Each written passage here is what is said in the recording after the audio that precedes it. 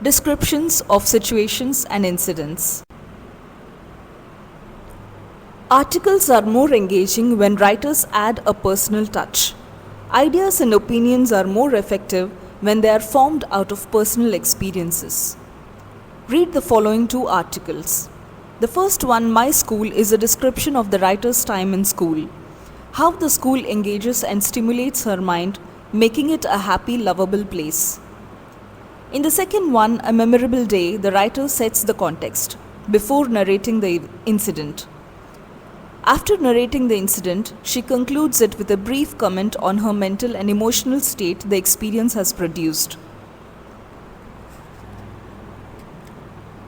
My School. I enjoy going to school. I like my friends and teachers. I learn a lot of interesting things from my teachers. It gets even more interesting and informative when we have discussions. Our teachers encourage us to ask the right questions. They give us interesting projects. I love doing project work because it allows me to make use of the library, my favorite spot in the school. I make use of a lot of reference books like encyclopedias, journals, and magazines. The bright and sharp pictures and their articles written in crisp, bold fashion help me understand concepts better. They also spark my imagination. I get lost in the world of math, science, art, and history.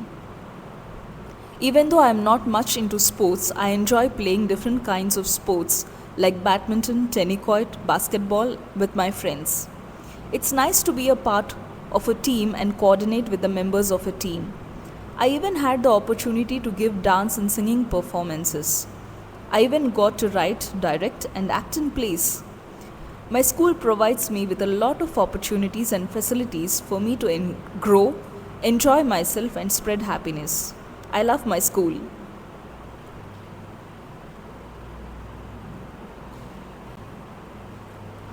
A memorable day.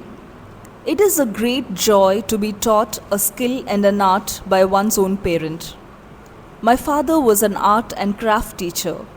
Every evening after school, he used to make me sit with him and sketch. As a toddler, I used to fill the walls with crayon images of houses, hills, birds, and butterflies. He used to watch me do it with the gusto of a child and the steady hand of an artist. It pleased him immensely. As I became a little older, he made me sketch, paint, make figures with clay dough. We used to use a variety of materials and experiment. We painted seascapes, landscapes, still life, sometimes portraits. He even used to show me pictures from his art books. Every Sunday, he used to give classes to a group of selected children from school. We were his special team. He took us for competitions across the city. We brought home a lot of medals and prizes. He taught us different techniques but encouraged us to develop our own unique style. He strictly told us not to imitate and become original. In a spot painting competition, a kid accidentally spilled some color water on my almost finished painting. I looked at my father. He made a sign summoning me not to react. He calmly went and spoke to the organizers. They gave me another sheet and I did it all over again and managed to bag the first prize in the Hindu Young World painting competition. It was the most coveted prize. My friends cheered me, father was pleased. Mom too cheered me when we got home.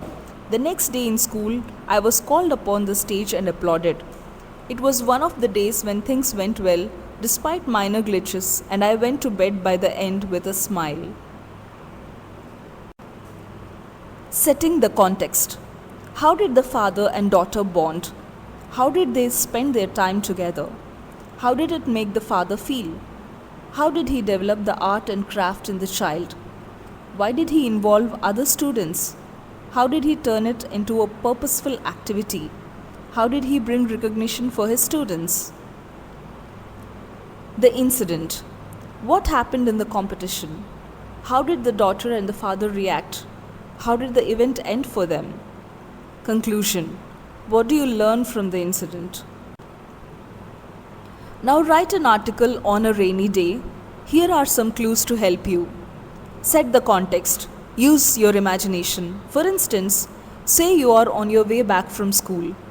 How do you return home from school every day? Do you walk?